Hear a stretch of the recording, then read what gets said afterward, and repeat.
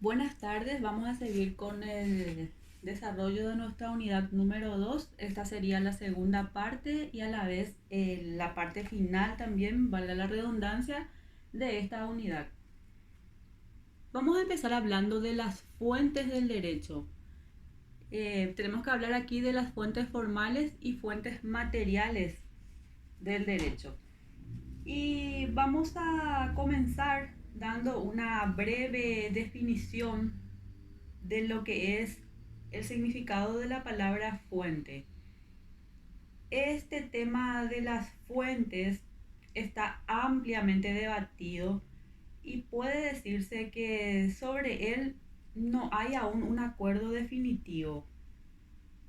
Por esta circunstancia tenemos que ver de qué manera la filosofía del derecho nos ayuda a resolverlo. Al hablar de fuentes del derecho, se parte desde el mismo comienzo. Fuente es el origen, la causa o nacimiento y también la manifestación o la exteriorización de algo preexistente. De este modo se definieron las fuentes del derecho como aquellas que daban origen o nacimiento al derecho. Vamos a hablar ahora de lo que son las fuentes formales. Las fuentes formales se refieren tanto a los procedimientos a través de los cuales se producen las normas jurídicas, como a los modos que éstas tienen de manifestarse y a los continentes donde es posible localizar a esas mismas normas una vez que han sido producidas.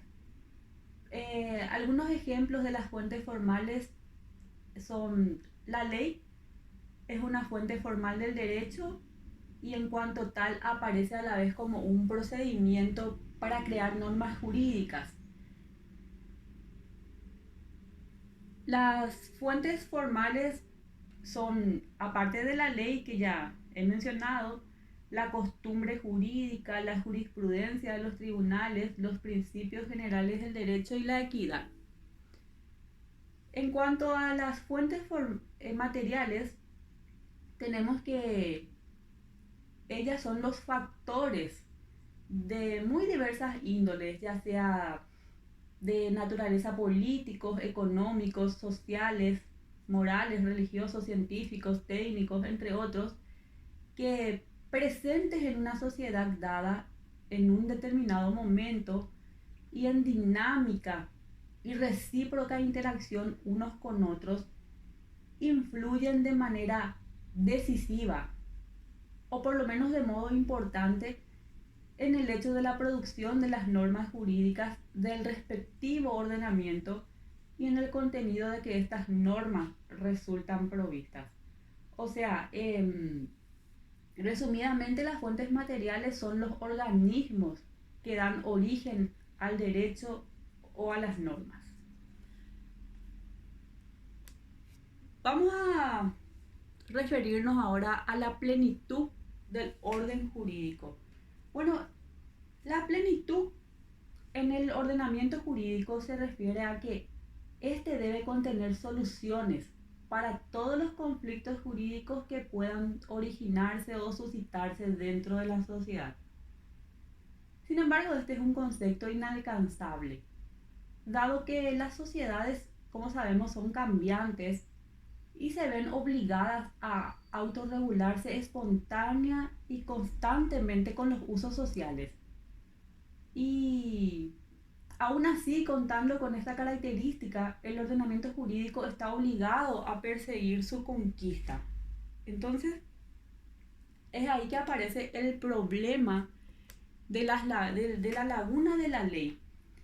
El problema de las lagunas de la ley se presenta cuando aparece una situación no prevista por el legislador, pero que puede ser resuelta conforme a los principios generales del derecho.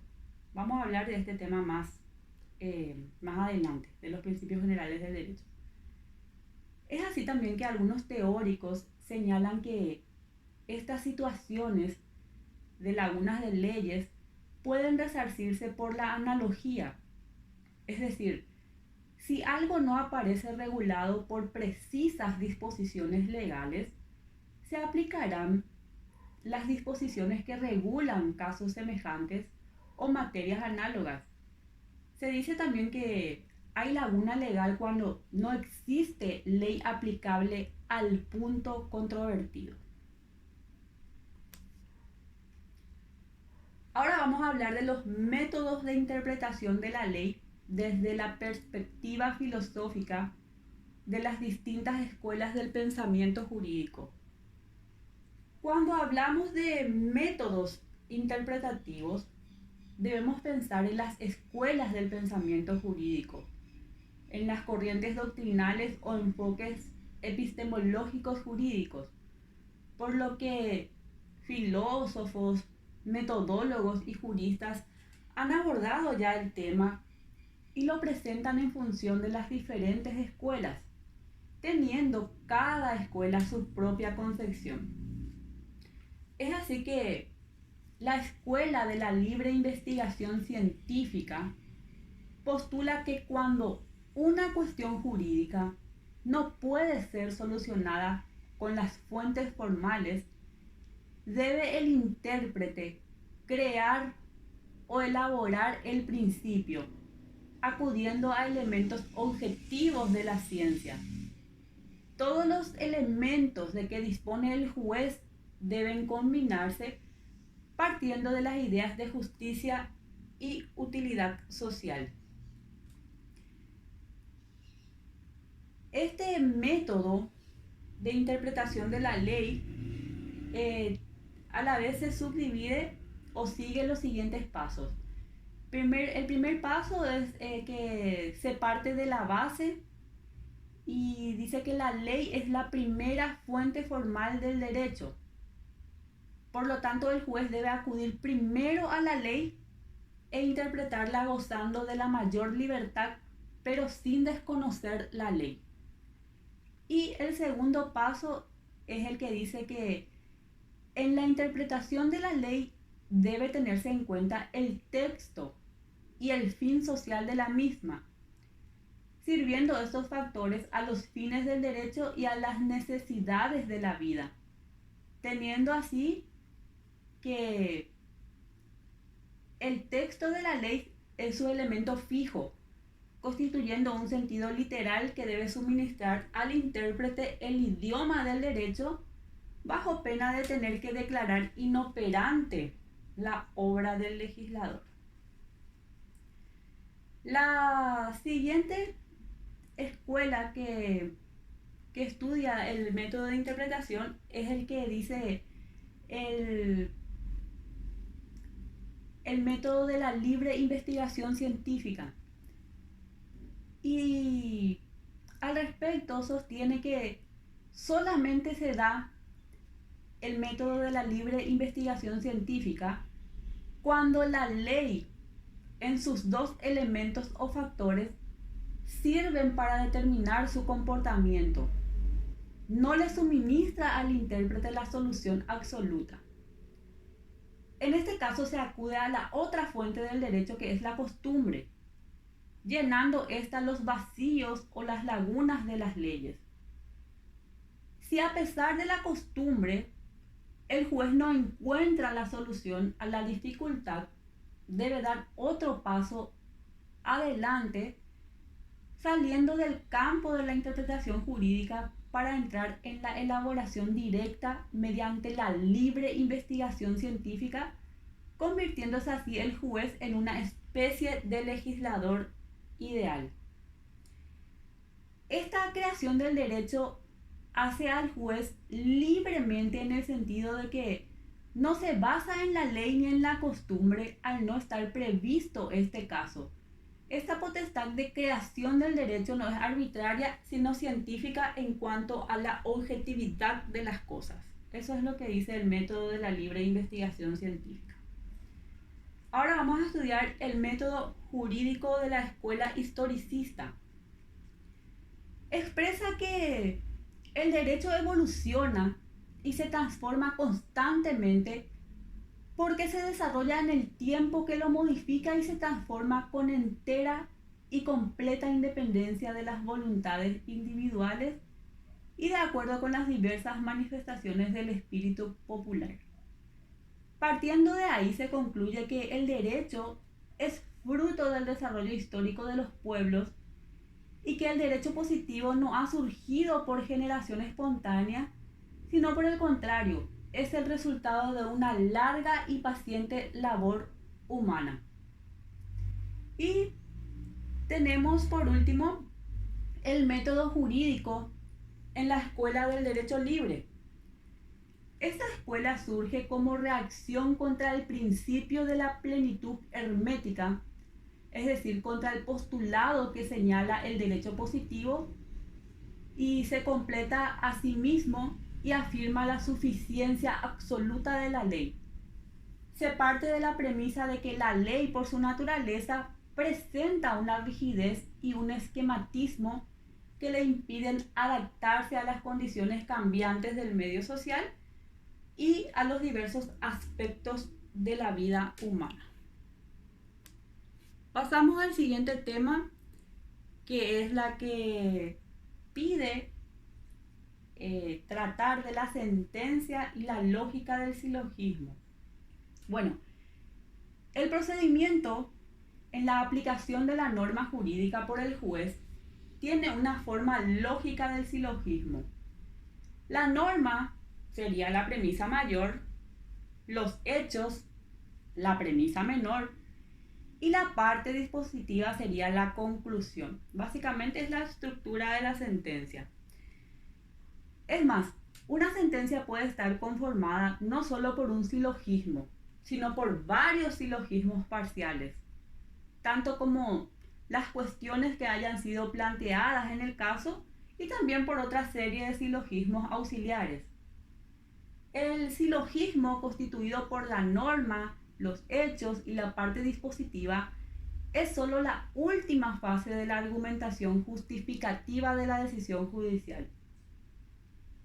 El juez debe partir de los hechos estableciendo cuáles son conducentes, cuáles han sido reconocidos, cuáles resultan probados mediante el conocimiento y la peritación de la prueba en la comprobación y especialmente en la calificación de hechos. No solo intervienen deducciones lógicas, sino también juicios de valor del juez. En la práctica, los jueces usan argumentaciones silogísticas con cierta frecuencia. El silogismo utilizado correctamente puede ser un elemento de la fundamentación racionalmente válida, resultando conveniente para quien desea fortalecer ya sean los valores de legalidad y de certeza de la sentencia. El siguiente tema es el que se refiere a la jurisprudencia como fuente del derecho. La jurisprudencia, como sabemos, es una fuente del derecho compuesta por los actos pasados de los que han derivado la creación o modificación de las normas jurídicas. Por eso en ocasiones se dice que un cierto caso ha sentado jurisprudencia para los tribunales de un determinado país. Los jueces en muchos casos deben fundamentar sus decisiones a partir de un repaso de fallos precedentes. Esto quiere decir que se realiza una revisión de la jurisprudencia. La importancia que tiene dentro del ámbito del derecho es fundamental. ¿Por qué? Porque gracias a la jurisprudencia se consiguen salvar las imperfecciones que tiene el sistema jurídico mediante la creación de lo que serían contenidos jurídicos para futuros casos que pueden tener un parecido sustancial. Entre las distintas funciones que tiene atribuida la jurisprudencia, podemos establecer que quizás la más importante y significativa es la función interpretadora. Y es que la jurisprudencia se encarga de llevar a cabo el estudio de un precepto jurídico aplicado o utilizado en un caso concreto.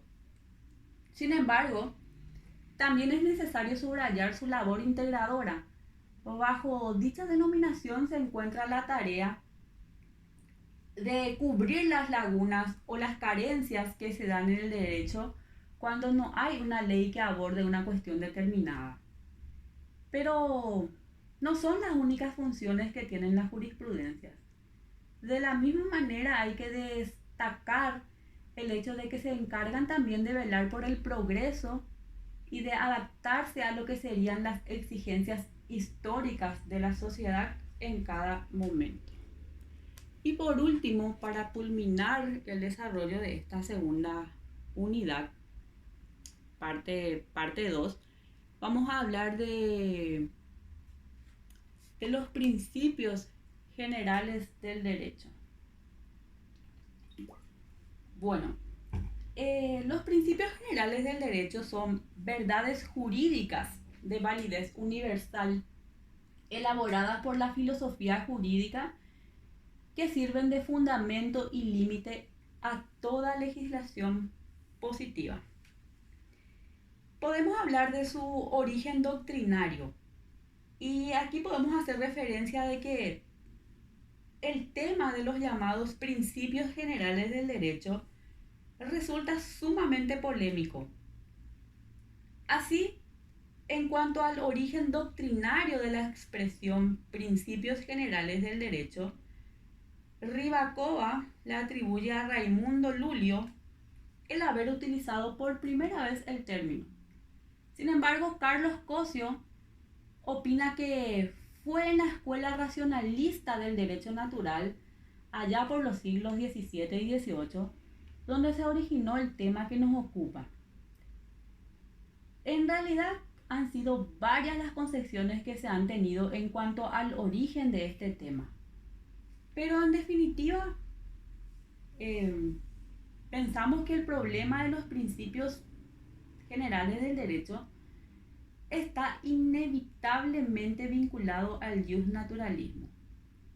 Pero al mismo tiempo también podemos decir que el cientificismo jurídico positivista, dogmático y sistematicista del siglo XIX, al encontrarlos incluidos en los códigos con el derecho positivo, dio de dichos principios las versiones positivistas que llegaron a imponerse en gran parte de los juristas y que fueron en desmedro de la trascendencia de aquellos. Para hacer un poco de hincapié en cuanto a los principios generales del derecho, podemos también hacer referencia de la recepción de los mismos en los códigos.